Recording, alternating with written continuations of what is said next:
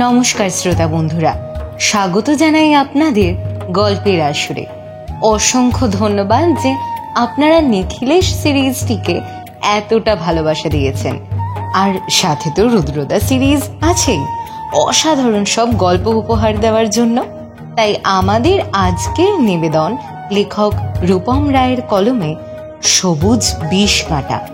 আর প্রতি সপ্তাহে এইরকম দারুণ দারুণ সব গল্প শুনতে হলে কি করতে হবে মনে আছে তো? শুধুমাত্র চ্যানেলটি সাবস্ক্রাইব করে পাশে থাকতে হবে। আশা করি আজকের গল্পটি আপনাদের খুবই ভালো লাগবে। তাহলে বেশি কথা না বলে শুরু করা যাক আমাদের আজকের নিবেদন।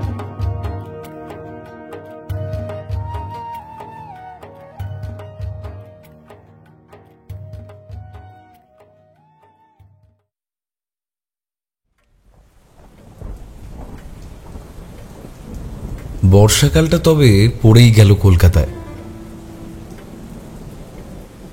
রুদ্রদার হাতেও এখন তেমন একটা কাজ নেই। সে এখন কোনো জটিল কেসের অপেক্ষায় দিন গুনছে।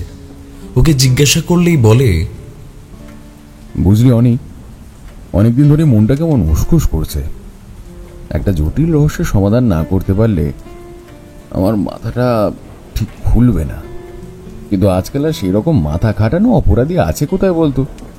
তবে তো ওই ছিঁচকে চোর, আর না হলে খুনের আসামি, খুন করে পুলিশের হাতে ধরা পড়ে যাওয়া পার্টি। শিক্ষিত মাস্টার মাইন্ডের প্রচন্ড অভাব রে। আমি বুঝলাম রুদ্রদা নিজের পেশাটিকে কাজে না লাগাতে পেরে বেজায় অলসভাবে দিন যাপন করছে। আমি আর কি করি, জানালার বাইরে তাকিয়ে আছি। কি সুন্দরী না এই বর্ষার দিনগুলো! শহর কলকাতার বড় বড় ইমারতগুলোর দামি আর জৌলুস রং আজ ফিকে বর্ষার এই বৃষ্টি সমস্ত কিছু ভিজিয়ে দিয়েছে। কাল সারা রাত বৃষ্টি হওয়ায় রাতের রাস্তার বাতিগুলো এই দিনের বেলায়ও কেউ আর নেভায়নি। আকাশে সবসময় যেন চলছে অজস্র কলরব আর কালো মেঘ রাশির মেলা। আর বৃষ্টি এলে সবচেয়ে বেশি ভালো লাগে খিচুড়ি আর ইলিশ মাছ ভাজা। তাই আজ সকাল থেকে যখন ঝিরঝিরে বৃষ্টি নিয়ে আকাশ কালো করে এলো, তখন রুদ্রদা ওর কাজের টেবিলের উপর দুটো হাত রেখে ঘোষণার ভঙ্গিতে বলল, অনি, দিদিকে বলে দে আজ দুপুরে মুগের ডালের খিচুড়ি আর ইলিশ মাছ ভাজা হোক বন্দীদের জন্য। আমি রুদ্রদার কথার উত্তর না দিয়ে জোর গলায় বললাম, দি, আজ বন্দীদের শেষ ইচ্ছে হয়েছে খিচুড়ি আর ইলিশ মাছ খাবে। আমার কথা শুনে রুদ্রদা নিঃশব্দে সামান্য হাসল, তারপর বলল, আচ্ছা অনি, তুই শেষ ইচ্ছের কথা যখন বললি, তবে শোন, প্রাচীন মিশরীয়দের অদ্ভুত কিছু পুজো ছিল, যাতে এক বা একাধিক জীবিত মানুষকে তারা তাদের দেবতার সামনে অর্পণ করত। সোজা ভাষায় বলা যায়, সেই সময় তারা দেবতাকে তুষ্ট করতে ওই মানুষটি প্রাণ উপহার স্বরূপ দেবতাকে দিত। বেশিরভাগ সময় এই ঘটনার শিকার হতো ছোট বাচ্চা শিশুরা অথবা ষোড়শী মেয়েরা। ওদের শরীরে কোনোভাবে আঘাত না হেনে অজান্তেই বিষ প্রয়োগ করে মেরে ফেলা হতো। আর মৃত্যুর দিন গ্রহ নক্ষত্র দেখে আগেই ঠিক করা হতো। আর এটাও জানা যায় মিশরীয়রা সেই মানুষটির মৃত্যুর আগে তার শেষ ইচ্ছা স্বরূপ তাকে শেষ কয়েকদিন ভালো ভালো খাবার দিত, পরার জন্য দামি অলংকার দিত।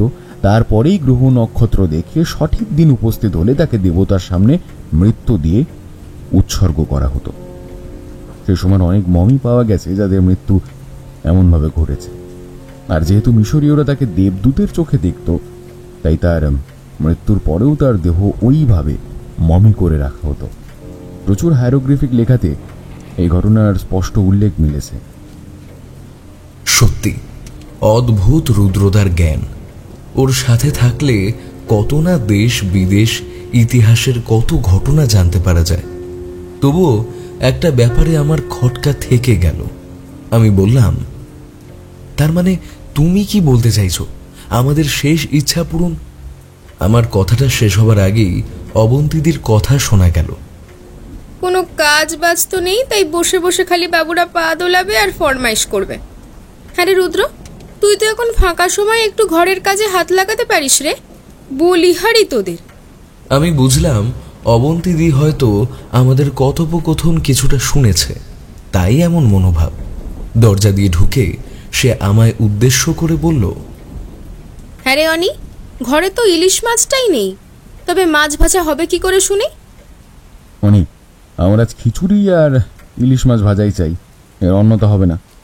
অনি, ইলিশ মাছ ভাজা খেতে হলে বাজার থেকে মাছ নিয়ে আসতে হবে, এই আমি বলে রাখলাম। বলেই অবন্তীদি রান্নাঘরের দিকে চলে গেল। আবার রুদ্রদা বেশ জোরের সাথেই বলল, ওসব আমি জানি না। এই বৃষ্টির দিনে খিচুড়ি আর ইলিশ মাছ না হলে জমে নাকি? দূর, কোথাও একটা শান্তি নেই। রুদ্রদার আর অবন্তীদির এভাবে আমায় মধ্যমণি করে কথা বলার কারণ শ্রোতাদের অজানা থাকার কথা নয়, তবুও যারা অবাক হয়েছেন তাদের জন্য পুরোটা জানিয়ে রাখি। রুদ্রদা আর দি যখন ঝগড়া করে তখন তাদের সরাসরি কথা বলা, এমনকি মুখ দেখাও বন্ধ থাকে। তখন তাদের কথা এভাবেই চলে। আমি দিদি ভাইয়ের এই ঝগড়া ব্যাপারটা বেশ উপভোগ করে থাকি। মাঝে মাঝেই আমার সাথেও ঝগড়া হয়ে যায় দিদির। আর আসল কথা, কালই ওদের ঝগড়া হয়েছে, তাই এই ব্যবস্থা। ঝগড়ার বিষয় অতি সামান্য। রুদ্রদা কোনো কালেই যথেষ্ট গোছানো ছিল না। ওর অগোছালো আর উদাসী ভাবটা মাঝে মাঝে অতিরিক্ত হয়ে পড়ে। বিশেষ করে যখন হাতে কোনো কেস থাকে না, তখন তার এই প্রায় সন্ন্যাসী ভাবটা প্রবল হয়ে ওঠে। কাল সকালে নিজের অগোছালো ঘরটা গোছাতে গিয়েই বিপত্তি। অবন্তীদির শখের ফুল গাছ সমেত সুন্দর একটা ফুলদানি মেঝেতে ফেলে ভেঙে চৌচির। ভাঙা টুকরোগুলো হয়তো আরেকটু সময় পেলে রুদ্রদা লুকিয়েই ফেলতো, কিন্তু তার আগেই বামাল সমেত ধরা পড়ে যায়। তারপরেই রাতের বেলায় হয় দিদি ভাইয়ের ঝগড়া, আর আজ সকাল থেকেই এই ব্যবস্থা। দুপুরে খেতে বসে কিন্তু দেখলাম রুদ্রদারই জয় হয়েছে। গরম খিচুড়ি, আলু ভাজা, ইলিশ মাছ ভাজা আর সর্ষে ইলিশ। রুদ্রদা হাত ঘষতে ঘষতে একটা অদ্ভুত শব্দ করে বলল, অনি, এই না হলে ভারতবর্ষে গৃহ আইন, যতই বন্দী হোক না কেন তার ইচ্ছের দামও দেওয়া হয়। আমি অবন্তীদের উদ্দেশ্যে বললাম, তুই যে বললি বাড়িতে মাছ নেই? হ্যাঁ, ছিল নাই তো, নিহাত রামু কাকা বাজারে গিয়ে নিয়ে এলো তাই। বাহ রামু কাকা, তোমার জবাব নেই। হ্যাঁ সেই তো, আর আমি যে হাত পুড়িয়ে রান্না করলাম সেই বেলায় কিছু নয়। রুদ্রদা ইলিশ মাছ ভাজায় একটা কামড় দিয়ে বলল, ঠিক ঠিক, ওরা তো জাদু আছে দীপ, এই জন্য তোকে এতটা ভালোবাসি রে। এরপর দুপুরের খাওয়াটা আমাদের বেশ ভালোই জমলো। শুধু জমলো বললে ভুল হবে। দিদির হাতের রান্নার গুণেই হোক কিংবা খিদের জন্যই হোক, খেয়ে যখন উঠলাম বুঝলাম বাড়াবাড়ি রকমের খাওয়া হয়ে গেছে। দুপুরের ভাত ঘুমটা একটু বেশি হয়ে গেছিল।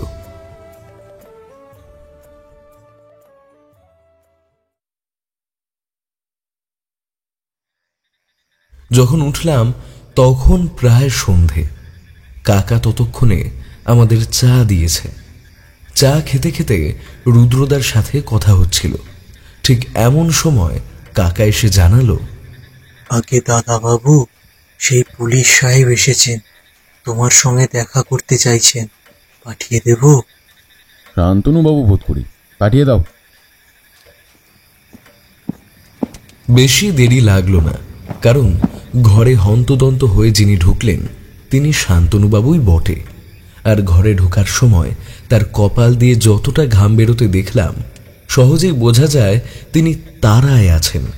ও কিছু বলার জন্য সবিশেষ উত্তেজিত। এমনিতেই লোকটার শরীরটা একটু বেশি ভারী। যদি কোনোদিন রেসের মাঠে ভদ্রলোক দৌড়ান, তবে ওনার আগে ওই বড় ভুঁড়িটাই প্রথম হবে। সে যাই হোক, রুদ্রদা ওনাকে বোধ করি বসতে বলতে যাচ্ছিল, কিন্তু সেটা আটকেই তিনি বললেন, সাংঘাতিক কাণ্ড মশাই, উঠুন উঠুন, পেরেক দিয়ে খুন। রুদ্রদা যেন কথাটা শুনে একটু হকচকিয়ে গেছিল। অবাক হয়ে বলল, হোয়াট, পেরেক? তবে রুদ্রবাবু বলছি কি, হাইলি সাসপিসিয়াস ব্যাপার। এখন গেলে হয়তো সচক্ষে দেখতে পাবেন ব্যাপারটা। পুলিশ ইতিমধ্যে তদন্ত শুরু করে দিয়েছে। আমি এই ডিউটি দিয়ে ফিরবো বলে বেরিয়েছি, তার মধ্যে আসে খবরটা। আর কেসটা হয়েছে আমার নিজের থানার এলাকায়, তাই ভাবলাম আপনাকেও নিয়ে যাই। আমি জানি শান্তনুবাবু মাঝে মধ্যেই জটিল কোনো কেস হলে তাতে রুদ্রদার সাহায্য নেয়, আর বোধ করি এটাও কোনো জটিল রহস্যের ব্যাপার। রুদ্রদা আর আমি বেশি দেরি করলাম না, তাড়াতাড়ি তৈরি হয়ে নিলাম। নিচে শান্তনুবাবুর জিপ দাঁড়িয়েছিল। আমরা যেতেই জিপ স্টার্ট দিল। শান্তনুবাবু বলে দিলেন যতটা তাড়াতাড়ি হোক স্পটে পৌঁছানোর কথা। গাড়িতে যেতে যেতে রুদ্রদা শান্তনুবাবুকে জিজ্ঞেস করলো, আচ্ছা, পেরেক ফোটার ব্যাপারটা কি ঠিক বুঝতে পারলাম না, কিন্তু শান্তনুবাবু আপনি 3 দিন আগের ঘটনাটা পেপারে দেখেননি মনে হচ্ছে। যদিও খুব ছোট করে বেরিয়েছিল, আর ব্যাপারটা পুরোটাই অ্যাক্সিডেন্ট হয়, তাই হয়তো রিপোর্টাররা চেপে গেছে। আপনি আদৌ আদৌ বলাটা ছাড়ুন তো, পুরো ব্যাপারটা খুলে বলুন। আচ্ছা শুনুন তবে। 3 দিন আগে ওই রাত ধরো 11টা নাগাদ ঘটনাটা ঘটে। লোকটির নাম বিশ্বম্ভর রায়, যিনি পেশায় একজন রিটায়ার্ড আর্মি অফিসার ছিলেন। বয়স ধরো ওই 40-এর কাছাকাছি। আর রিটায়ার করার পর তিনি একটি সরকারি ব্যাংকে সিকিউরিটি গার্ডে চাকরি করতেন। আর তিনি যখন বাইকে করে রাতে ফিরছিলেন, তখনই ঘটে ঘটনাটি। একটি অতি দ্রুত মালবাহী লরির সাথে সংঘর্ষ হয় লোকটির। গাড়ির সাথে ধাক্কা লাগার সাথে সাথেই শরীরটি থেঁতলে যায়, আর বাইকটি ছিটকে পড়ে অপর পাশে। শরীরে এমন বাজেভাবে ধাক্কা লেগেছে যে তার দেহ দেখে শনাক্ত করা যায়নি। পরে গাড়ির ডিটেলস আর পাওয়া কিছু পরিচিত পত্র দেখে শনাক্ত করা হয়। তবে সবচেয়ে আশ্চর্যের কি জানেন রুদ্রবাবু? লোকটাকে যখন পুলিশ ডিসকভার করে, তখন ওর গলায় পাওয়া যায় একটা গেঁথে থাকা শার্প পেরেক। পেরেকটা গলায় ঠিক এমন মাঝ বরাবর ঢুকেছে যে সাধারণ কোনো মানুষের হলে তৎক্ষণাৎ তার মৃত্যু ঘটত সেই পেরেকের আঘাতে। তবে যেহেতু অ্যাক্সিডেন্টের কেস, পেরেকের ব্যাপারটা চেপে যাওয়া হয়। তবে আজ সেম ভাবে একটা লোকের গলায় পেরেক বিঁধে যাওয়ার কারণে মৃত্যু ঘটেছে। বাকি তুমি গেলে বুঝতে পারবে আশা করি। ঘটনাটা ঘটেছে তাও আন্দাজ কটা? এই ধরো না সন্ধ্যের দিকে। ততক্ষণে বোধ করি অন্ধকার নেমে গেছিল। আর খুনটা হয়েছে এমন একটা জায়গায়, সেটা পুরোপুরি সুনসান এলাকা। বেশি একটা লোক রাতের বেলা সেই এলাকায় চলাচল করে না। আর আমার মন বলছে এটা খুন। আর আমার ডিপার্টমেন্টের একজন অফিসার এমন একটা অদ্ভুত তথ্য জানালো যে আমি তো শুনেই অবাক। কারণ 2টি মৃতদেহের পাশ থেকেই নাকি উদ্ধার হয়েছে একটি সবুজ রঙের ছাতার উপরের কাপড়ের অংশ। তার মানে আপনি বলতে চাইছেন ছাতার পুরো অংশ না, শুধু ওপরের অংশ, তাই তো? শান্তনুবাবু মাথা নেড়ে সম্মতি দিলেন। একদমই তাই। আপনি এখন গেলেই দেখতে পাবেন। তবে এখন অন্ধকার হয়ে গেছে, রাতের বেলা একটু অসুবিধে হবে মনে হচ্ছে। তবে আমি উপযুক্ত লাইটের বন্দোবস্ত করতে বলেছি। সত্যি বলতে জায়গাটা দূরেই বুঝতে পারলাম, কারণ আমাদের ঘড়ি বলছে প্রায় 7:30-এর কাছাকাছি। পৌঁছাতে পৌঁছাতে লেগে গেল প্রায় 8টার কাছাকাছি। জায়গাটা একটা হাইওয়ের উপর। রাস্তায় স্ট্রিট লাইট থাকলেও অপেক্ষাকৃত এই জায়গাটায় লাইটের পরিমাণ অনেকটাই কম। শান্তনুবাবুর আগে 4টে জিপ আগে থেকেই সেখানে দাঁড়িয়েছিল। সেগুলির আলোতেই জায়গাটা স্পষ্ট, আর সাথে যোগ হয়েছে পুলিশের হাই পাওয়ার টর্চ। আসলে আমি আর রুদ্রদা বহু কেসে মৃতদেহ দেখতে গেছি তদন্তের জন্য, কিন্তু রাতের বেলা অন্ধকারেই প্রথম। সত্যি বলতে আমি ভেবেছিলাম যে হালকা ভিড় হয়তো থাকবে, কিন্তু ফাঁকা রাস্তা হওয়ার দরুন এখানে কিছু নেই। মার্ডার স্পটে চারিপাশে এদিক ওদিক ইতস্তত ছড়িয়ে রয়েছে কয়েকজন পুলিশ। মৃতের শরীরের চারপাশে সাদা রঙের ডেড মার্ক দিয়ে ঘিরে রেখেছে ওরা। রুদ্রদাকে দেখলাম প্রথমেই নেমে লাশটার কাছে চলে গেল। তারপর হালকা নিচু হয়ে সে বডিটাকে মন দিয়ে দেখতে লাগলো। আমিও এবার সামনে গিয়ে দেখলাম বছর 35-এর একজন ভদ্রলোক।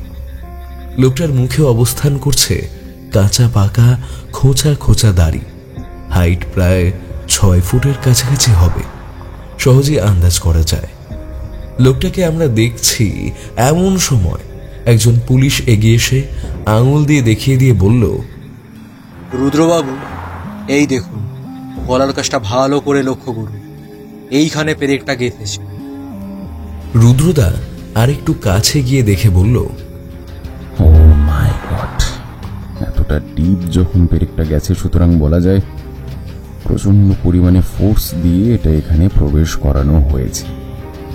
আর এতটা মাঝ বরাবর, তাই সহজে আন্দাজ করা যায় পেটটা গলায় ঢোকার সাথে সাথে রক্তক্ষরণ হয়, আর তৎক্ষণাৎ গলা দিয়ে শব্দ করারও টাইম পায়নি লোকটা। তার আগে যন্ত্রণাতে মৃত্যু ঘটেছে লোকটা। আমিও দেখলাম মৃতদেহটা রুদ্রদা ভুল কিছু বলেনি।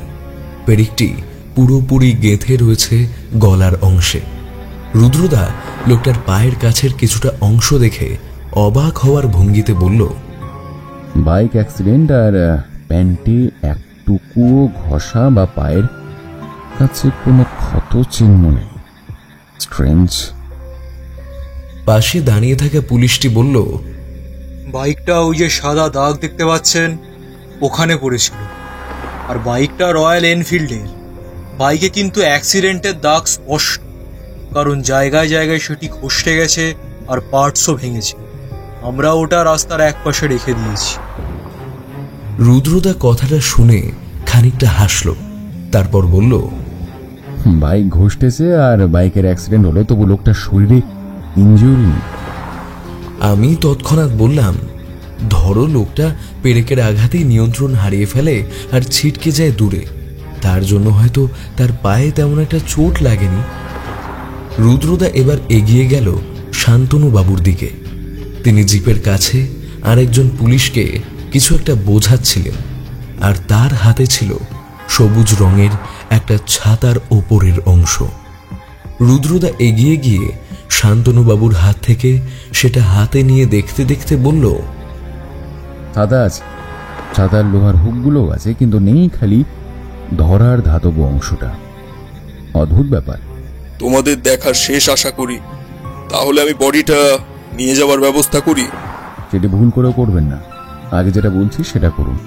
বডিটা তাড়াতাড়ি পরীক্ষা করতে পাঠান, আর যত দ্রুত পারা যাবে আমাকে এটার রিপোর্ট দেবেন। শান্তনুবাবু এবার মাথা চুলকে বললেন, ঠিক আছে, তুমি যেমনটা বললে তেমনটাই হবে। তো লোকটার ডিটেলস কি বলে একটু বলুন শুনি শান্তনুবাবু।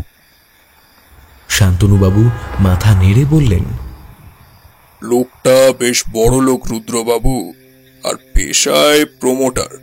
নাম অনিমেষ সান্যাল, বয়স 35-এর কাছাকাছি। সে বিকেলের দিকে মদ্যপ অবস্থায় তার বাড়ি ফিরছিল নিজের রয়্যাল এনফিল্ড বাইকে। পেরেকটি কোনোভাবে সোজাসুজি তার গলায় এসে লাগে আর মৃত্যু ঘটে। আর পরিবারের ডিটেলস নিতে ভুলে গেছেন নিশ্চয়ই। বাড়ির লোককে তো খবর পাঠাতে হবে। শান্তনুবাবু মুখটা একটু জয়ের ভঙ্গিতে তুলে উঁচু গলায় বললেন, প্রচুর টাকার ক্ষমতার প্রতিপত্তি থাকায় কিছুদিন ধরে শোনা যাচ্ছে পরকীয়ার সাথে যুক্ত ছিল। বাবা মা কেউ বেঁচে নেই, 5 বছরের বিয়ে করা স্ত্রী আছে খালি। খবর পাওয়া যাচ্ছে ইদানিং স্ত্রীর সাথেও ওনার সম্পর্ক খুব একটা ভালো নয়। আর তাদের মনোমালিন্যর অপর প্রধান কারণ হলো তাদের এত বছর বিয়ের পরও কোনো সন্তান ছিল না। এখনো অবধি এতটাই জানা গেছে। এতেই হবে। এখন লোকটার বাড়ি ঠিকানা জোগাড় করে রাখুন, রাতে বাড়িতে মহিলাকে খবর দিন। আর অপর যে ব্যক্তি মারা গেছিলেন 3 দিন আগে, এক্স আর্মি, যিনি, ওনার একটা ডিটেলড ফাইল চাই কালকের মধ্যে। বডির পরীক্ষা হয়ে গেলেই তার রিপোর্ট আমায় ফোন করে জানাবেন। ঠিক আছে, এখন চলি তাহলে, কাল সকালে দেখা হচ্ছে। চলনি।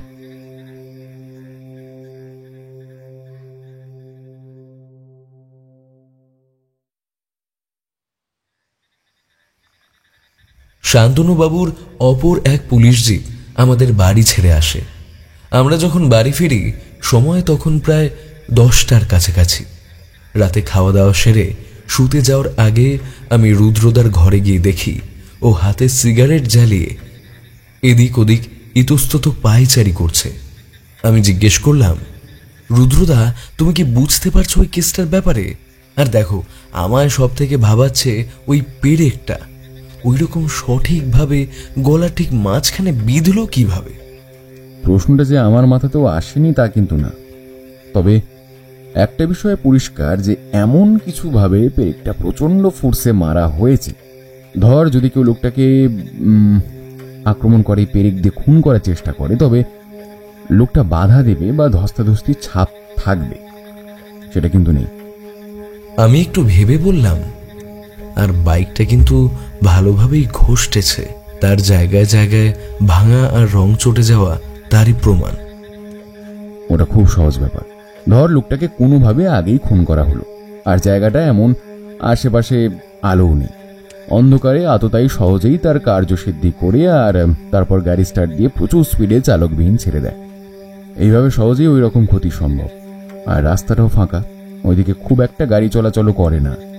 আর রুদ্রদা, ওই যে সবুজ ভাঙা ছাতার ব্যাপারটা, তুমি তো ওটা নিয়ে এসেছিলে না? ছাতাটা আর একটা সাধারণ ছাতার মতো, শুধু তার উপরের অংশটা আছে, কিন্তু ওটাকে ঠিক ভাঙাও বলা চলে না। আমি খুঁটিয়ে দেখেছি, কোথাও কোনো ভাঙা নেই, খালি নিচের হোল্ডারটা গায়েব। বড়ই অদ্ভুত ব্যাপার তো। কেসটা কিন্তু দেখে খুব কঠিন মনে হচ্ছে রুদ্রদা। সে কঠিন হোক না, রুদ্রশঙ্কর রায় তার তোয়াক্কা করে না। এই মাথা যতদিন আছে আমি চেষ্টা করে যাব। আর একটা না পরপর দুটো খুন হয়েছে, এটা কিন্তু আমাদের মাথায় রাখতে হবে। ঠিক আছে, আজ ঘুমিয়ে পড়, কাল বেরোতে হবে, অনেক কাজ আছে।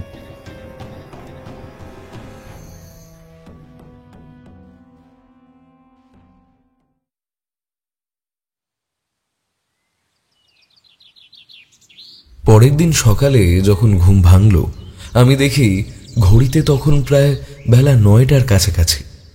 রুদ্রদা সকাল সকাল আমায় ডাকেনি, এটা দেখে অবাক হলাম প্রচণ্ড। আমি বৈঠকখানায় গিয়ে দেখি ও তখন কার সাথে টেলিফোনে কথা বলতে ব্যস্ত। শেষের দিকে বলতে শুনলাম যে 12টায় আমরা যাচ্ছি। আমি একটা বড় সড়ো হাই তুলে বললাম, তা রুদ্রদা, আমরা আজ কোথায় যাচ্ছি? রুদ্রদা একটা সিগারেট ধরিয়ে সোফায় বসতে বসতে বলল, সকালে প্রথমে আমরা 10টার দিকে যাচ্ছি এক্স আর্মি অফিসার বিশ্বম্ভর বাবুর বাড়িতে। ওনার অ্যাক্সিডেন্ট হয়েছে, তাও 4 দিন হতে চললো, তাই এখন ওখানে একটু শোকের ছায়া কমেছে আশা করি। যতই এই ঘটনাটা অ্যাক্সিডেন্ট বলে চালানো হোক, আমার মতে এটাও হয়তো নিখুঁত খুন। আর তাড়াতাড়ি তুই হনে, শান্তনুবাবু আসছেন, আমাদের নিয়েও নিয়ে যাবেন। পুলিশ নিজেদের মতো জেরা তো করছে আশা করি। তাতে কি, আমার কাজ আমাকে করতে হবে। আর এখানে ওদের বয়ান নেওয়াটা সব থেকে মূল্যবান কাজের মধ্যে পড়ে। কিন্তু রুদ্রদা, আমি যতটা শুনেছি, ওনার বাড়িতে এখন উপস্থিত মোটে 2 জন। ওনার নিজের বোন আর অপরজন হলেন ওনার প্যারালাইজড বাবা। তাই ওই ভদ্রলোকের সাথে কথা বলা হবে বলে মনে হয় না। মহিলা যতটা সাহায্য করতে পারেন।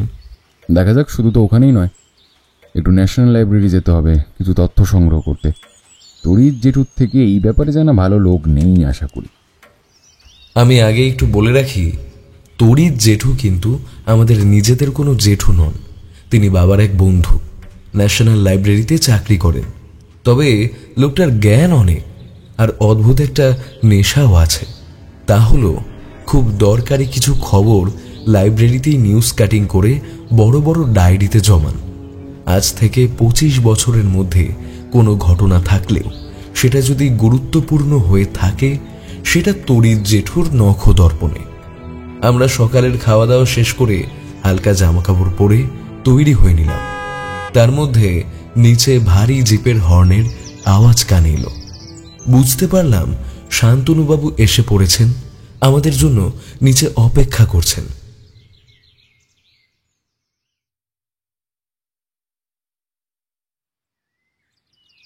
আমরা ঠিক 35 মিনিটের মাথায় কলকাতার জ্যাম কাটিয়ে একটা 1 তলা বাড়ির সামনে পৌঁছালাম। শান্তনুবাবু জিপে বসেই বললেন, বাড়ির অবস্থা দেখে কিছু বুঝতে পারছেন মশাই? রিটায়ার্ড আর্মি অফিসার, তবে টাকা তো ভালোই থাকার কথা ছিল। তারপর আবার এখন ব্যাংকে সিকিউরিটি গার্ডে চাকরি করতেন। তবে বাড়ির অবস্থা এত শোচনীয় হবার কারণটা তো বুঝলাম না। শান্তনুবাবু হেসে বললেন, আমি বুঝিয়ে দিচ্ছি। সূত্র মারফত জানা গেছে লোকটার কিন্তু ভালো মতো ক্লাবে যাওয়ার অভ্যাস ছিল, অর্থাৎ জুয়ার অভ্যাসটা খুব ভালো মতোই লেগেছিল, আর ভালো পরিমাণে অর্থ লোকটা জুয়ায় হেরেছিল। আর যেদিন অ্যাক্সিডেন্টটা হয়, লোকটা কিন্তু অত রাতে মদ খেয়েই গাড়ি চালিয়ে ক্লাব থেকে ফিরছিল। রুদ্রদা কথাগুলো শুনে আর কিছু বলল না। আমরা প্রবেশ করলাম বাড়ির ভেতরে। বাড়ির সদর দরজায় 3 বার কড়া নাড়ার সঙ্গে সঙ্গে ভিতর দিয়ে একটি মহিলা কণ্ঠ বলল, কে কে এসেছেন? শান্তনুবাবু একটু গলা খাকারি দিয়ে বলল, আমি লালবাজার থানা থেকে আসছি। সুনয়না দেবী, আপনি নির্দ্বিধায় দরজাটা খুলুন। আপনার দাদার মৃত্যুর ব্যাপারে কিছু কথা বলার আছে।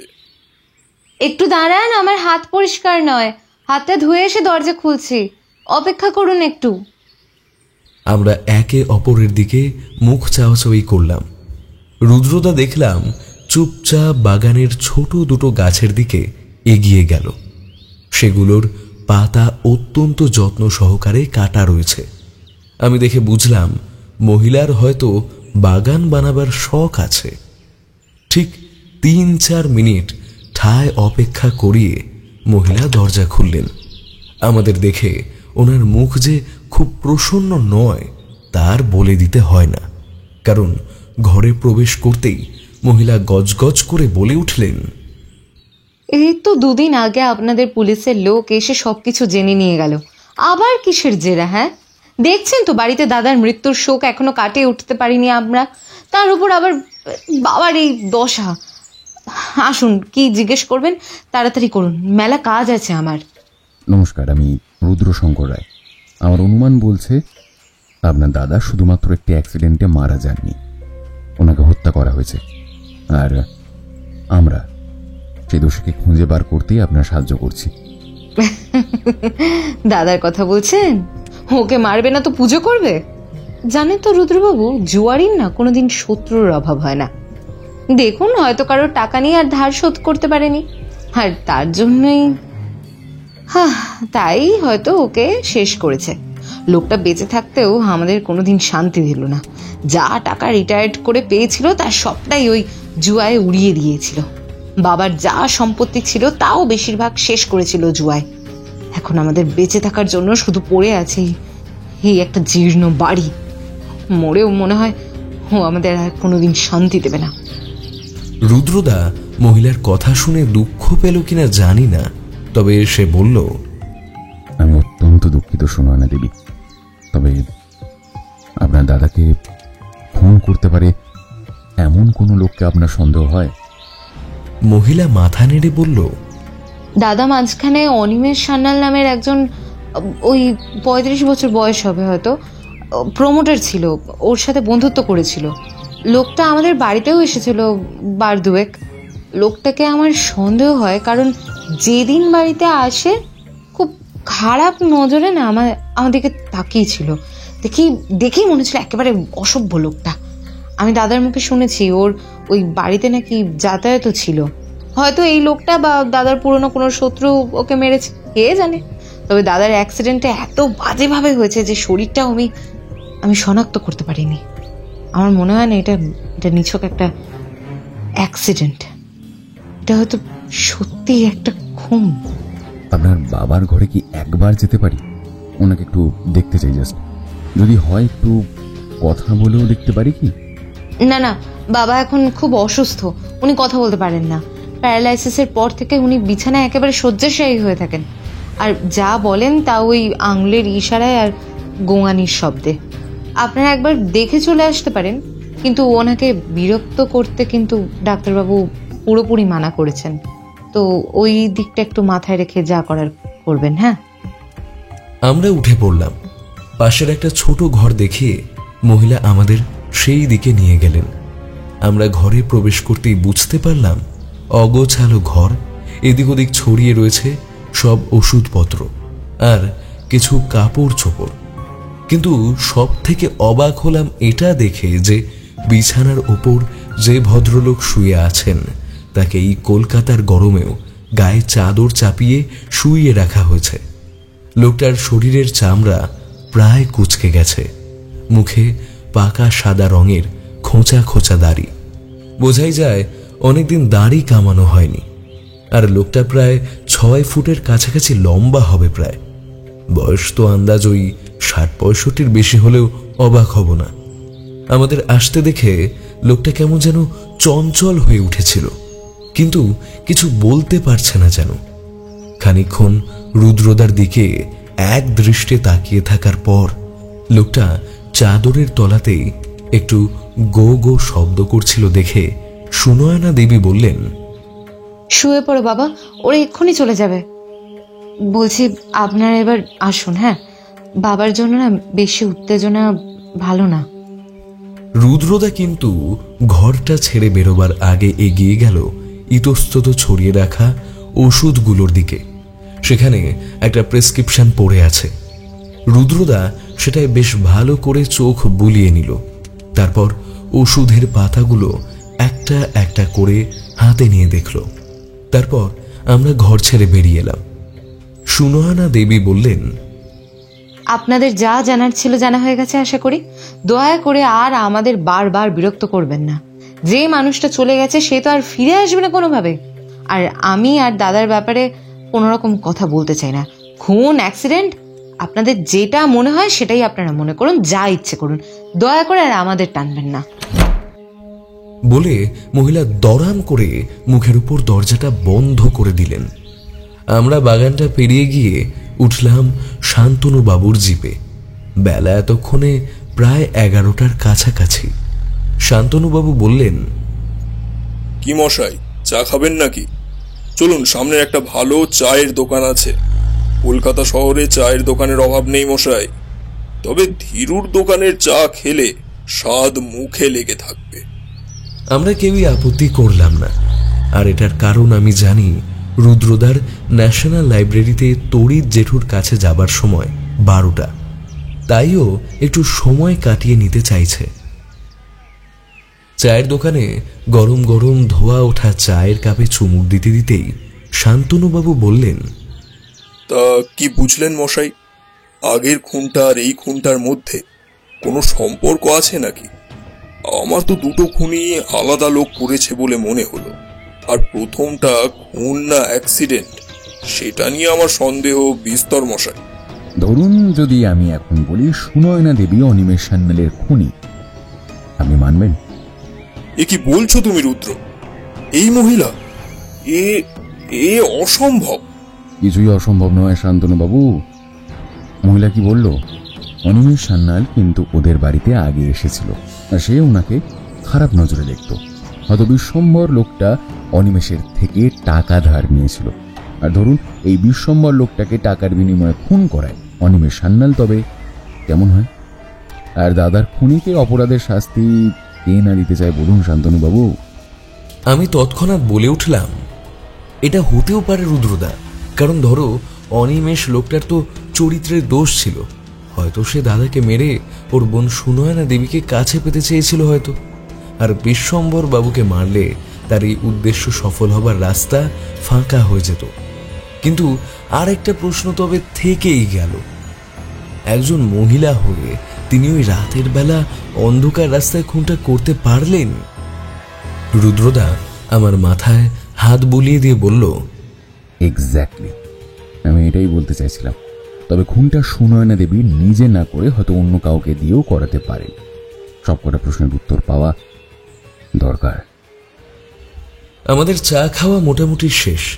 শান্তনুবাবু বললেন, তা তোমরা বাড়ি যাবে তো? আমি গাড়ি করে ছেড়ে দিই? অত কষ্ট করতে হবে না শান্তনুবাবু, আমার এই কাছেই ন্যাশনাল লাইব্রেরিতে একটু কাজ আছে। আপনি বরং আমাদের ওখানে একটু ছেড়ে দিন, ফেরার সময় আমরা ট্যাক্সি করে নেব।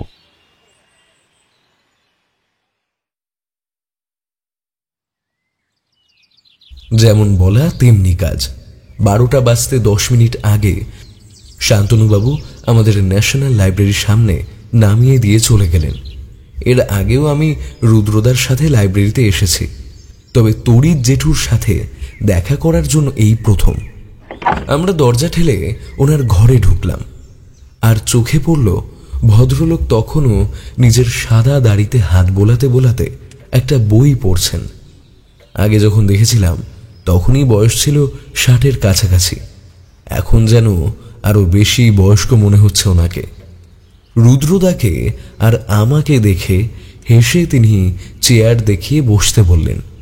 আমরা বসতেই বললেন, রুদ্র, তুমি যে এই প্রাইভেট ইনভেস্টিগেটরের কাজটা করছো আমি শুনে খুব খুশি হয়েছি। আর তোমার বাবা আমাকে আগেই জানিয়েছিলেন, তবে তোমার বুদ্ধি আছে, আর আমার বিশ্বাস তুমি অনেক আগে যাবে। তোমার প্রশংসার খবর আমি পেপারে প্রায় পাই। আগের কেস হর্ষবর্ধনের হিরেটা তুমি যেভাবে খুঁজে দিয়েছিলে সবটাই আমার জানা। আপনার যা বুদ্ধি আর পড়াশোনা, আপনিও চাইলে সহজেই গোয়েন্দাগিরি শুরু করতে পারেন কিন্তু জেঠু। তড়িৎ জেঠুর মুখে একটা নরম হাসি দেখতে পেলাম। বয়স হয়েছে বলে ঠাট্টা করছো রুদ্র? তা তোমাদের আমার কাছে আগমনের কারণটা বলো। তোমার কোনো কেসে কাজে আসলে আমার নিজের খুব ভালো লাগবে। হ্যাঁ জেঠু, কেসের ব্যাপারে একটা লোকের সম্বন্ধে একটু ডিটেলস চাই। লোকটার নাম বিশ্বম্বর রায়, যিনি একজন এক্স আর্মি ছিলেন। এই 2 দিন আগেই পথ দুর্ঘটনায় মারা যান। আপনারা পেপারে হয়তো ঘটনাটা পথ দুর্ঘটনা ভাবলেও আমার চোখে ওটা একটা খুন, তাই আপনাকে একটু বিরক্ত করা আর কি। তড়িৎ জেঠুর দেখলাম নামটা শোনা মাত্র কপালে ভাঁজ দেখা গেল। তিনি বললেন, বিশ্বম্ভর রায়? বিশ্বম্ভর, তাই তো? Ex army. হ্যাঁ, 6 বছর আগের খবর। যতদূর মনে পড়ছে মার্চ মাসের ঘটনা। দাঁড়াও, আমি ওই সালের খাতাটা খুঁজে দেখি। আমি তো অবাক, কি শার্প মেমোরি। 6 বছর আগের ঘটনাও মনে আছে, আবার কোন মাসে ঘটেছিল সেটাও। ভদ্রলোক একটা গানের সুর গুনগুন করতে করতে একটা মোটা খাতা বার করে আনলেন। তারপর সেই খাতার পাতা উল্টিয়ে দেখতে দেখতে বার করে আনলেন মার্চ মাসের অংশটা। এবার বললেন, হ্যাঁ, 6 বছর আগে মার্চ মাসের ঠিক 21 তারিখ নাগাদ ঘটে ঘটনাটি। লাদাখ সীমান্তে পোস্টিংয়ে ছিলেন এই বিশ্বম্বর রায়, আর সেই দিনই আমাদের দেশের উপর হামলা চালায় কিছু চীনের সেনারা।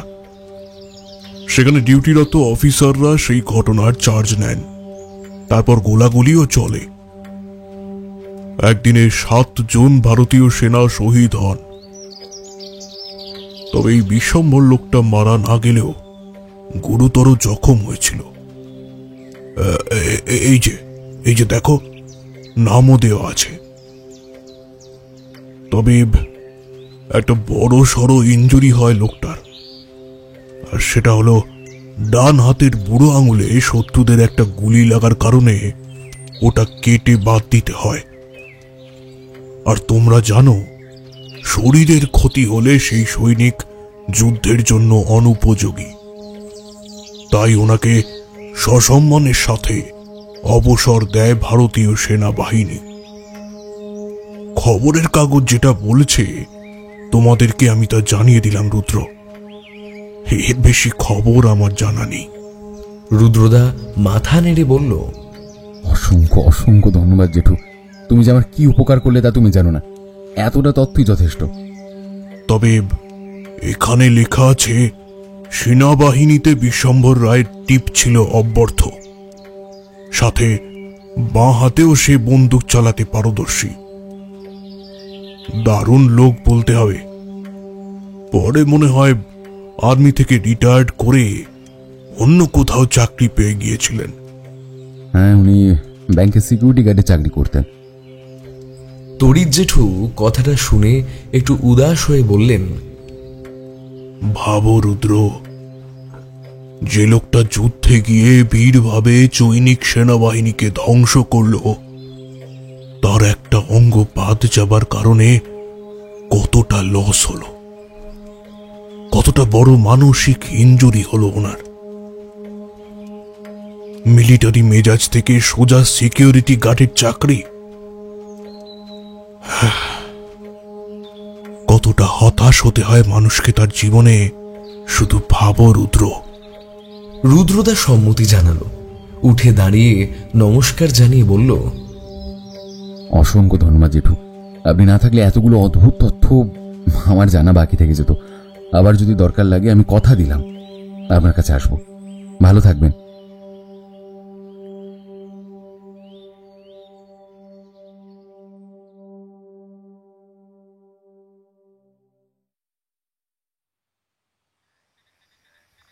আমরা যখন বাড়ি ফিরলাম তখন প্রায় বেলা 1টার কাছাকাছি। খাওয়া দাওয়া শেষ করে একটা ভালো মতো ভাত ঘুম দিলাম। রুদ্রদা আগেই বলেছিল যে আমরা বিকাল বিকাল নাগাদ অনিমেষ সান্যালের বাড়িতে যাব। সন্ধ্যা তখন ওই 6টার কাছাকাছি। কলকাতা শহরে যান চলাচল করছে সর্বত্র। কারা যেন অজান্তেই রাস্তায় ল্যাম্পপোস্টের আলোগুলো জ্বালিয়ে দিয়ে গেছে। আমি বললাম, ট্যাক্সি নেবে নাকি রুদ্রদা? তারা দরকার পড়বে না, বেশি দূরে নয়, আমাদের বাড়ি থেকে মিনিট 20 হাঁটার পথ। ও গল্প করতে করতে পৌঁছে যাব। তাই চলো তাহলে। আজ ফুটপাতে বেশি ভিড় নেই, তাও বর্তমান গাড়ির হর্নের আওয়াজ, পাশ দিয়ে যাওয়া বাসের কন্ডাক্টরের চিৎকার, ওপাশ থেকে ফেরিওয়ালার শব্দ, সব মিলিয়ে কিন্তু কলকাতা তার জায়গাতেই আছে। রাস্তায় বাতিগুলো জ্বলে গেছে। রুদ্রদা আর আমি পথ ধরে হাঁটছি।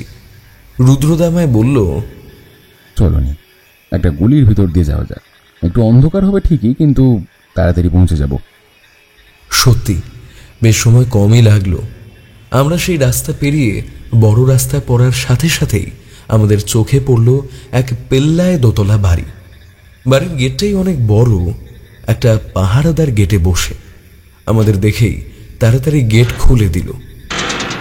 বাড়িটার দরজা অবধি সেই আমাদের এগিয়ে দিল। বড় বেশ একটা বাগান বাড়ি অবধি চলে গেছে। তার মাঝখানে পাথর বেছানো রাস্তা, সেইখানে একটি সাদা রঙের অ্যাম্বুসার গাড়ি দাঁড়িয়ে আছে। রুদ্রদা এগিয়ে গিয়ে ডোর বেল টিপতেই সামনে একটি চাকর এসে দরজা খুলে দিল আর আমাদের নিয়ে গেল একটা বসার ঘরে। চাকরটা আমাদের বসতে বলে চলে গেল, সাজানো বহু সুন্দর সুন্দর মূর্তি আর ফুলদানি দিয়ে। বোঝা গেল অনিমেষ সান্যালের পয়সার অভাব ছিল না, আর ওনার স্ত্রীর বোধ করি সাজানোর শখ আছে। মহিলা এখন সদ্য বিধবা হয়েছেন। আমাদের সাথে কেমনভাবে কথা বলবেন আমি সেটাই ভাবছি। আমাদের আর কিছুক্ষণ অপেক্ষা করিয়ে ওপরের সিঁড়ি দিয়ে নেমে এলেন সাদা কাপড় পরিহিতা অনিমেষ সান্যালের সদ্য বিধবা হওয়া স্ত্রী। মহিলা আমাদের দেখে বললেন, আপনারা বসুন এখানে, চা বলি। পুলিশ আমাকে ফোন করে বলেছিল যে আপনারা আসবেন, কিন্তু বুঝতেই পারছেন আমি এখনো অতটা প্রস্তুত নই আপনাদের উত্তর দেবার জন্য। না না, আপনাকে বিব্রত করার মতন কিছু প্রশ্ন করব না, তবে ওনার ব্যাপারটা যেহেতু খুন, তাই এটা আমায় করতেই হবে। প্রত্যেক দোষীকে খুঁজে বার করতে হবে। দেখুন, যদি খুনের কথাই বলেন তাহলে ও যে খুন হতে পারে সেটা আমি আগে থেকেই জানতাম। মানুষটা বিয়ের 2-3 বছর আগে সাধারণ থাকলেও ধীরে ধীরে কয়েক বছরে যেন একেবারে পশুতে পরিণত হয়েছিল রুদ্রবাবু। আপনার কাউকে সন্দেহ হয় যে আপনার স্বামীকে হত্যা করতে পারে, অথবা কোনো শত্রু? দেখুন, ধনী মানুষের শত্রু সর্বত্র। আমি খালি এটুকুই বলবো, বাড়িতে না জানিয়ে বহু জায়গাতেই টাকা দিয়ে রেখেছিল, তাও সেটা ছোটখাটো পরিমাণ না, একেবারে বড় পরিমাণ। তাই যে কেউই হতে পারে। যাতে টাকা না শোধ করতে হয়, ওকে হত্যা করা এদেরই কারো কাজ বলে আমার মনে হয়। আপনার কথা শুনে মনে হচ্ছে এই মৃত্যুতে আপনি অতটাও শোকাহত হননি, বা কম হয়েছেন। এটার কারণ কি জানতে পারি? মহিলা মাথা নিচু করে বললেন, মানুষ না রুদ্রবাবু, আমি ঘর করছিলাম একটা পশুর সাথে। সারাটা দিন কাজ করত, তারপর রাতে ক্লাবে গিয়ে জুয়া খেলে টাকার শ্রাদ্ধ করত। বেশিরভাগ দিন মদ খেয়ে অন্য মেয়ের সাথে রাত কাটিয়ে তারপর ঘরে ফিরত। আর ফিরে আমাকে মারধর আর তার সাথে অশ্রাব্য ভাষায় গালিগালাজ। এমন মানুষ মরলে কারোর কি কষ্ট হয় রুদ্রবাবু? আর ওনার এমন মনোভাবের কারণ? কারণ তো একটাই, জানেন, প্রথমে বিয়ের কয়েক বছর আমাদের মধ্যে সব ঠিকঠাক ছিল। প্রেম, ভালোবাসা, টাকা পয়সা, বাড়ি গাড়ি, কিছু অভাব ছিল না। কিন্তু কয়েক বছর পর যখন ও জানতে পারলো আমি ওকে সন্তান সুখ দিতে পারবো না, তবে থেকে এই কাণ্ড। আর কিছু আলাদা তথ্য আপনি কি আমাকে বলতে পারেন মিসেস সান্যাল? আমার একটা লোকের ওপর সন্দেহ হয় যে ও খুনটা করতে পারে। বিশ্বম্ভর রায় এই নামে একটা লোকের সাথে ওর ভালো সম্পর্ক হয়েছিল, এই তো কয়েকদিন আগেই। বোঝেনি তো, জুয়ারির বন্ধু জুয়ারি হবে না তা তো সম্ভব নয়। ঠিক আছে মিসেস সান্যাল, আজ আমরা তবে উঠি। অন্য কোনো অজানা তথ্য মাথায় এলে আমাদের ফোন করে সাহায্য করবেন প্লিজ। তারপর আর আমরা সেখানে বসে থাকিনি, নমস্কার জানিয়ে বেরিয়ে পড়লাম। বেরোনোর আগে মহিলা আমাদের বললেন, আপনারা ফিরবেন কিসে? ট্যাক্সি ডেকে দেব? রুদ্রদা হাসি মুখে বলল, না না, এর কোনো দরকার নেই, আমরা চলে যাব, আমাদের বাড়ি কাছেই। আমরা আবার হাঁটতে শুরু করলাম। পরে বুঝেছিলাম মহিলার পরামর্শটা মেনে নিলে হয়তো ভালোই করতাম। আমরা আবার বড় রাস্তা পেরিয়ে সেই গলির পথেই গেলাম। আগেরবার আসার সময় বেশ তাড়াতাড়ি হয়েছিল। আমি রুদ্রদাকে প্রশ্ন করলাম, আচ্ছা রুদ্রদা, কি বুঝলে? ওনার কথা শোনার পর মনে হচ্ছে মহিলা বিশ্বম্ভর রায়ের মৃত্যুর ব্যাপারে হয়তো কিছুই জানেন না, আর লোকটা তো মরে গেছে, তাই ওনার ওর উপর সন্দেহ করাটা অযৌক্তিক নাকি? রুদ্রদা নিজের মনে কিছু বিড়বিড় করতে করতে যাচ্ছিল। আমার কথা শুনে সে বলল, একটা সোজা জিনিস মাথায় আসছে না অনেক। বিশ্বম্বরের বোন সন্দেহ করে অনিমেষ সান্যালকে, আর অনিমেষ সান্যালের স্ত্রী সন্দেহ করেন বিশ্বম্বরকে। কেসটা এতটাই অদ্ভুত যেন আমার মাথাতে সেটা আরো বেশি করে জট পাকিয়ে যাচ্ছে। আচ্ছা রুদ্রদা, একটা ব্যাপার ভাবো, ধরো এই মহিলাই কোনো লোক দিয়ে অনিমেষ সান্যালকে খুন করায়। মোটিভ, লোকটা মহিলার উপর দারুণ অত্যাচার করত, আর সে মরলে সবটা সম্পত্তির মালকিন এমনিও তিনি হতেন, আর সেটার প্রমাণ আমরা আজই পেলাম। তিনি কিন্তু তার স্বামীর মৃত্যুতে অতটা শোকাহত নন। রুদ্রদা চলতে চলতে আমার পিঠে চাপড় মেরে বলল, সাব্বাস, এটাও হতে পারে। আমিও ব্যাপারটা ভেবে দেখেছি, হলেও তা হতে পারে। আচ্ছা রুদ্রদা, তুমি সুনয়না দেবীকেও সন্দেহ করছো নাকি? আমার তো মনে হলো না তিনি এসবের মধ্যে জড়িয়ে আছেন বলে। কাউকে বিশ্বাস করা যায় না রে অনি, অনেক খুনের কেস দেখলাম, এটা একটু বেশি ঘোরালো বলে মনে হলো আমার। আমরা এগোচ্ছি গলির একটা অন্ধকার অংশ দিয়ে। সব জায়গায় অল্প স্বল্প আলো থাকলেও সেই জায়গাটা একটু বেশি অন্ধকার। আমরা সেইখান দিয়ে এগিয়ে যাব এমন সময় হঠাৎ করে সামনে একটা বড় ডাস্টবিন চোখে পড়ল আমাদের। তার চারপাশে বড় ময়লার স্তূপ, আর সেইখান দিয়ে ভেসে আসছে একটা গোঙানির শব্দ। রুদ্রদা বোধ করি শব্দটা শুনেছে, তাই এক পা করে আমরা সেই দিকে এগিয়ে গেলাম। কেউ যেন গোঙানির শব্দে বলছে, বাঁচাও, আমি মরে যাব, বাঁচাও, যদি কেউ থাকো তো বাঁচাও, বাঁচাও।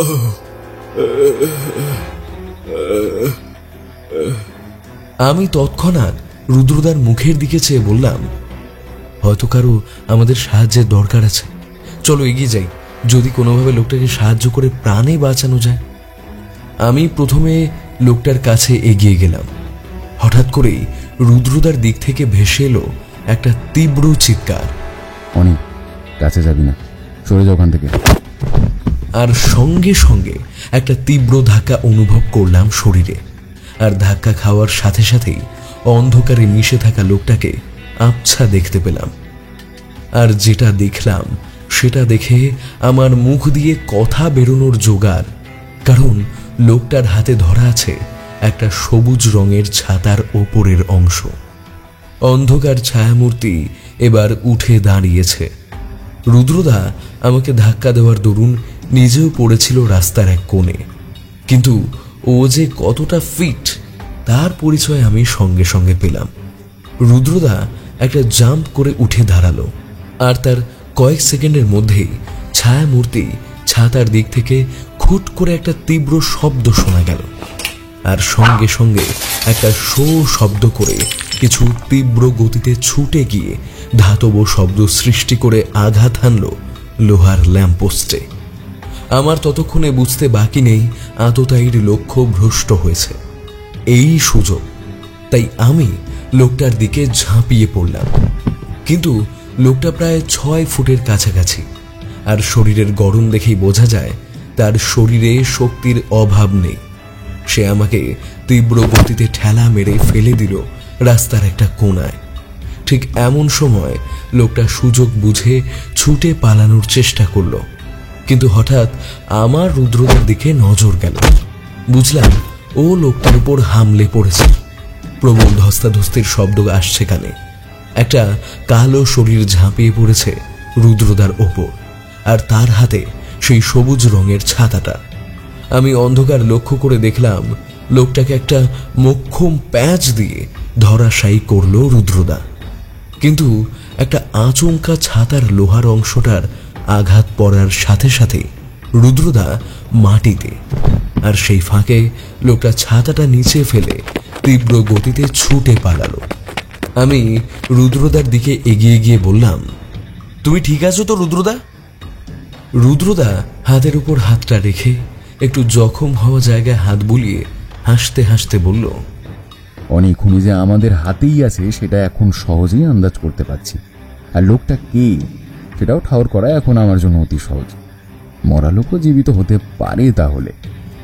আমি কিছু বুঝতে পারলাম না যে রুদ্রদা কি বলতে চাইল। ওর মাথায় যে কিছু চলছে সেটা ও ছাড়া কেউ জানে না। আমি এবার এগিয়ে গেলাম নিচে পড়ে থাকা সবুজ ছাতাটার দিকে। সেটা তুলে নিয়ে আমরা এগিয়ে গেলাম। গলিটা দিয়ে এগিয়ে গিয়ে পড়ল বড় রাস্তা, আর সেখানে একটা ট্যাক্সি আগে থেকে দাঁড়িয়েছিল। আমরা উঠে বসতেই গাড়িটা চলতে শুরু করলো। আমরা এগিয়ে চললাম বাড়ির পথে। পথে রুদ্রদার মুখটা দেখলাম গম্ভীর, মানে ও কিছু একটা নিয়ে চিন্তা করছে।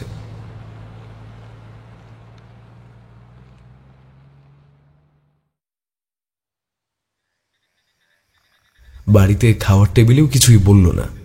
আমি জানি এখনও নিজেকে ডুবিয়ে দেবে নিজের ভাবনার জগতে। ওর মনে এখন চলছে হাজারো প্রশ্নের ঝড়। খাওয়া দাওয়া শেষ করে যখন ওর ঘরে গেলাম, ও তখন নিজের মনে একটা সিগারেট জ্বালিয়ে টেবিলের উপর রাখা ছাতাটা ভালো করে দেখছে। আমায় কাছে ডেকে সেটা মুখের সামনে তুলে বলল, ভালো করে দেখোনি, এই যে ছাতার সবুজ রঙের অংশটা, অর্থাৎ যেটা কাপড়ের অংশ, সেটা কিন্তু এই দারুণ অস্ত্রকে লুকানোর কাজ করত। আর এই যে বলে ওপরের অংশটা খুলে পাশে রাখতেই বেরিয়ে এলো ছাতার নিচের লম্বা ধাতব অংশ, আর সেটার নিচে একটা ধাতব বোতাম চোখে পড়ল। রুদ্রদা কোথা থেকে জানি না একটা পেরেক জোগাড় করেই রেখেছিল। ধাতব নলের মতো অংশ দিয়ে সেটা প্রবেশ করিয়ে বন্দুকের মতো সেটা ঘরের একটা দেওয়ালের দিকে তাক করে বোতামটা টিপে দিল, আর সঙ্গে সঙ্গে খুট শব্দ করে পেরেকটা প্রচণ্ড তীব্র গতিতে বিঁধে গেল দেওয়ালে। ঘটনাটা নিজের চোখে দেখে আমি তো অবাক। রুদ্রদা বলল, ভেবে দেখ লোকটা কত বড় মাস্টার মাইন্ড। এই ধরনের অস্ত্রর কথা আমরা কখনো কল্পনা করতে পারি না, আর এটা সে ছাতার মধ্যে লুকিয়ে খুনগুলো করলো। আমি হঠাৎ করেই একটা প্রশ্ন করে বসলাম রুদ্রদাকে। আচ্ছা রুদ্রদা, যে লোক একটা এই রকম অস্ত্র বানাতে পারে সে তো আরেকটাও আগে থেকে বানিয়ে রাখতে পারে, তাই না? আর সে তো আমাদের হাত থেকে ছাড়া পেলেও এবার অন্য কারোর উপর আঘাত আনতে পারে। আমার কথাটা শোনার সাথে সাথেই রুদ্রদা কি যেন একটা ভেবে ক্ষোভে ফেটে পড়ে বলল, ইস, এটা বুঝতে আমার এতটা দেরি হয়ে গেল। লোকটাকে আমার বাঁচাতেই হবে। না ও শেষ করে ফেলবে। থ্যাঙ্কস অনি। রুদ্রদা ঝড়ের গতিতে বেরিয়ে গেল ড্রয়িং রুমের দিকে, আর সঙ্গে সঙ্গেই একটা নম্বরে ফোন করে জানিয়ে দিল, হ্যালো শান্তনুবাবু, আমি রুদ্র বলছি। খুব জরুরি দরকার। হ্যাঁ হ্যাঁ, ইমিডিয়েটলি একটা ফোর্স তৈরি করে ডক্টর অধিকারীর বাড়ির সামনে পাহারায় বসান। লোকটা আজ রাতে সেফ নয়, চারিদিকে নজর রাখতে বলবেন আপনার পুলিশ বাহিনীকে। পারলে লোকটার বাড়িতে আপনার ফোর্স যেন ইটুলির মতো লেগে থাকে। এই কেসে ওর থেকে বড় কোনো সাক্ষী হতে পারে না। আপনি আজ রাতটা লোকটাকে রক্ষা করুন। আমি কথা দিলাম কাল আসামি আপনার হাতে থাকবে। আমি রুদ্রদার কথা শুনে হক চকিয়ে গেলাম। ওকে এতটা কনফিডেন্সের সঙ্গে কথা বলতে আগে আমি দেখিনি। সেই রাতটা কি প্রবল উত্তেজনার মধ্যে কাটিয়েছি বলতে পারবো না, কিন্তু সকাল 10টা বাজার সাথে সাথেই বাইরে 3টে জিপের শব্দ শুনতে পেলাম। 2টো জিপে 10 জনের উপর পুলিশ আছে, অপরটায় আমরা আর একজন বছর 35-এর ভদ্রলোক বসে আছেন। শান্তনুবাবুর কথায় বুঝলাম ইনিই হলেন ডক্টর রাজেন অধিকারী। গাড়িটা যে বিশ্বম্ভর রায়ের বাড়ির দিকে চলেছে আমি তা সহজেই অনুমান করতে পারলাম। বাড়ির কাছে পৌঁছে দেখি গাড়ি থেকে নেমে আমরা সোজাসুজি চলে গেলাম বিশ্বম্ভর রায়ের চেনা পরিচিত বাড়ির সামনে। আজ সুনয়না দেবীর দরজা খুলতে সময় লাগলো না। এতজন লোককে আর পুলিশকে একসাথে দেখে হয়তো তিনি ঘাবড়ে গেছেন। এ কি, আপনারা এতজন এখানে? আবার কি বাকি আছে বলুন তো আপনাদের জানার? মানুষকে শান্তিতে থাকতে দেবেন না নাকি? মহিলার কণ্ঠস্বর যেন কেঁপে কেঁপে উঠতে লাগলো। আমি বুঝলাম মহিলা ভয় পেয়েছেন। আবার চিৎকার করে বলে উঠলেন, চলে যান, চলে যান আপনারা, এক্ষুনি আমার বাড়ি থেকে চলে যান। আমি আর কিছুতেই এই হয়রানি বরদাস্ত করবো না, যান আপনারা। রুদ্রদা কোনো কথা না শুনে এগিয়ে গেল বৃদ্ধ বিশ্বম্ভর রায়ের বাবার ঘরের দিকে। রুদ্রদা হাসি মুখে পাশের একটা চেয়ারে বসে বলল, নিন শান্তনুবাবু আপনার আসামি। ওর আর পালানোর কোনো উপায় নেই, তবে বন্দুকটা তাক করে থাকুন। লোকটার কাছে একটা অদ্ভুত অস্ত্র থাকলে অবাক হবেন না। আমি বুঝতে পারলাম না রুদ্রদা কি বলছে। এটা কি সঠিক রুদ্রদা? কেমন ভাবে এটা হতে পারে? একজন 65 বছরের বৃদ্ধ যে ঘর ছেড়ে উঠতে অবধি পারে না, সে কিভাবে খুন করবে, তাও আবার 2 জনকে? রুদ্রদা হাসি মুখে বলল, খুন তো হয়েছে, তবে 2টো নয়, একটাই। আর 2টোও বলতে পারেন, কারণ বলে রুদ্রদা যে এমন কিছু একটা করবে তা আমরা স্বপ্নেও কল্পনা করতে পারি না। বৃদ্ধ ভদ্রলোক আজও চাদরের তলায় শুয়েছিল, কোনো সারা শব্দ নেই। সুনয়না দেবী চিৎকার করে বললেন, আমার অসহায় বাবাকে আপনারা ছেড়ে দিন, ওনার ব্যাপারে আপনাদের ভুল হচ্ছে। আমি কিন্তু এবার নিজের হাতে অস্ত্র তুলে নিতে বাধ্য হব। রুদ্রবাবু, ওনাকে ছাড়ুন আপনারা। রুদ্রদা হাসতে হাসতে পকেট থেকে একটা সিগারেট বার করে আনলো। তারপর সেটা জ্বালাবার জন্য একটা দেশলাই কাঠি জ্বালালো। প্রতিটা মুহূর্ত যেন আমাদের নিঃশ্বাস তখন থেমে গেল, কারণ চোখের সামনে আমরা দেখতে পেলাম জ্বলন্ত দেশলাই কাঠিটা রুদ্রদা ছুঁড়ে দিল বিছানার চাদরের ওপর। সঙ্গে সঙ্গে বিছানায় চাদরের ওপর দাউ দাউ করে আগুন ধরে গেল। হালকা আগুন লাগার সাথে সাথেই আমরা দেখতে পেলাম একটা অদ্ভুত কাণ্ড। 65 বছরের প্যারালাইসিসের রোগী, যে কিনা বিছানা ছেড়ে উঠতে পারে না, সে তড়াক করে বিছানা ছেড়ে লাফিয়ে উঠল। আগুন ধরা কাঁথাটা মেঝেতে ছুঁড়ে ফেলে লোকটা আক্রমণ করলো রুদ্রদার দিকে, আর সঙ্গে সঙ্গে পরপর 4-5টা বন্দুক উঠে এলো ওনার দিকে। স্পষ্ট দেখা যাচ্ছে লোকটা প্রায় 6 ফুটের কাছাকাছি লম্বা, আর লোকটার হাত দেখলে হয়তো লক্ষ্য করা যাবে ডান হাতের বুড়ো আঙুলটা নেই। পুলিশ ততক্ষণে সুনয়না দেবীকে আর বিশ্বম্ভর রায়কে অ্যারেস্ট করে ফেলেছে। রুদ্রদা শান্তনুবাবুকে বললেন, কালপিট কিন্তু আরেকজন বাকি আছে শান্তনুবাবু, কারণ মিসেস সান্যাল এই বিশ্বম্বরের সাথে ভালোবাসার সম্পর্কে জড়িয়ে পড়েছিলেন। তাই শেষ অবধি 2 জন মিলেই খুন করেন মিস্টার সান্যালকে। তুমি কখন বুঝতে পারলে যে বিশ্বম্ভর জীবিত আছে? রুদ্রদা সিগারেটে একটা টান দিয়ে উত্তর দিল, রাতে কালো অন্ধকার ছায়ামূর্তিটিকে আমি বাঁচাতে ওই অদ্ভুত অস্ত্রটা ধরতে দেখেছিলাম। তবে বুঝতে পারি যখন একটা ঘুষি খাই ওর হাতে। মানুষ সর্বদা ঘুষি মারলে বুড়ো আঙুলের সাপোর্ট লাগে, এটা জানবি। আর যে ঘুষিটা আমার মুখে পড়লো তাতে কোনো জোর নেই। তখনই আমি বুঝলাম লোকটার বুড়ো আঙুল হয়তো নেই। আর আগেই খবর নিয়ে জানতে পেরেছিলাম এক্স আর্মি অফিসার বিশ্বম্ভর রায়ের ডান হাতের বুড়ো আঙুল খোয়া গেছিল। তাই 2 × 4 করতেই মিলে গেল। শান্তনুবাবু প্রশ্ন করলেন, আর বিশ্বম্ভর রায়ের বাবা? বিশ্বম্ভর রায় যখন মারা যায়নি তবে ওনার বাবা কোথায় গেলেন? খুব সহজ শান্তনুবাবু, মিস্টার অধিকারীর দেওয়া লাস্ট ওষুধের প্রেসক্রিপশন অনুযায়ী ওষুধের জায়গায় মোট 3টে ওষুধ শেষ হওয়ার পরেও আরো 2টো ওষুধ খাওয়ার কথা ছিল, কিন্তু সেটা ছিল না। সেটাতেই আমার সন্দেহ হয়। রুদ্রদার কথা শুনে ডক্টর অধিকারীও সম্মতি জানালেন। রুদ্রদা বলে চলল, আর পরে বুঝতে পারি লোকটা নিজের 65 বছরের বাবাকেই খুন করে তাকে রাস্তায় নিজের বদলে ফেলে আসেন। আর এমন নির্মমভাবে সে হত্যা করেন যে যেন তার বাবার দেহ কেউ শনাক্ত করতে না পারে। আর বাইকটা আর ডিটেলস তো বলছেই সেটা বিশ্বম্বরবাবু। এই লোকটাকে আমরা সহজেই মৃত বলে ধরে নিলাম। আর সেই সুযোগেই সে ছদ্মবেশে বাবার বেশ ধারণ করে লুকিয়েছিল কিছুদিন। তবে রুদ্রশঙ্করের চোখকে ফাঁকি দেওয়া অত সহজ নয়। শান্তনুবাবু রেগে হয়তো বিশ্বম্ভর লোকটাকে কয়েকটা থাপ্পড় মারতে যাচ্ছিলেন, কিন্তু নিজেকে সামলে নিয়ে বাইরে বেরিয়ে এলেন। রুদ্রদা বলল, আমার কাজ এখানেই শেষ শান্তনুবাবু। সবুজ ছাতার আড়ালেও যে এত বড় একটা ষড়যন্ত্রের ব্যাপার লুকিয়ে থাকতে পারে সেটা আমি ধরতে পারিনি। তবে এই কেসটা সলভ করে অনেক দিন পর মাথাটা একটু খুলল। এমন শিক্ষিত মাস্টার মাইন্ড না থাকলে কি আর গোয়েন্দাগিরি করে মজা আছে? রুদ্রদার মুখের হাসিটাই বলে দিচ্ছে কেসটা কতটা আনন্দ দিয়েছে ওকে। তার ঠিক 3 দিনের মাথায় শান্তনুবাবু আমাদের বাড়ি এলেন, হাতে একটা বড় সড়ো মিষ্টির প্যাকেট আর সাথে একটা খাম। ওনার প্রমোশন হয়েছে, পুলিশ সুপার খুব খুশি ওনার উপর। কিন্তু আমি জানি তার জন্য সব কৃতিত্ব রুদ্রদা।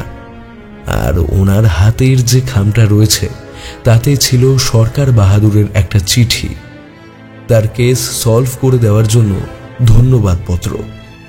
আর সাথে খামের ভেতর ছিল বেশ মোটা অঙ্কের টাকা। সেটা দিয়ে আশা করি রুদ্রদার 1 মাস শুয়ে বসে ঠিক চলে যাবে।